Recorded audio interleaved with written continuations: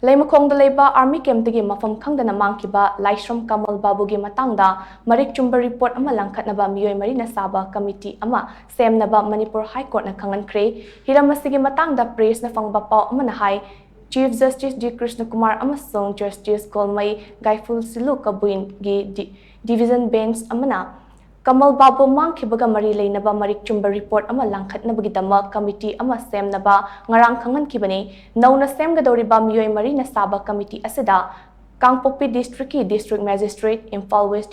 amasong Kangpokpi District ki SP Singh amadi 57 Mount Division ki commanding officer yaugani lakliba tang 13 da chathagadoriba hearing da committee asige Marik Chumba report lankhatkadabani hairi Kangpokpi District ki District Magistrate na luching gadaba committee asina LEIMAKHONG da LEIBA Army Camp TAGI MAPHAM KHANGDANA MANGKHIBA KAMAL BABU gi matangda inquiry tawgani maru oina KAMAL BABU asi Army Camp TAGI kanagumba MEEOI singna fa khibra natraga masa matomda mafam adu thadoklaga chat khibra haibagi matangda committee asina tigat kadabani court asina hai inquiry committee asina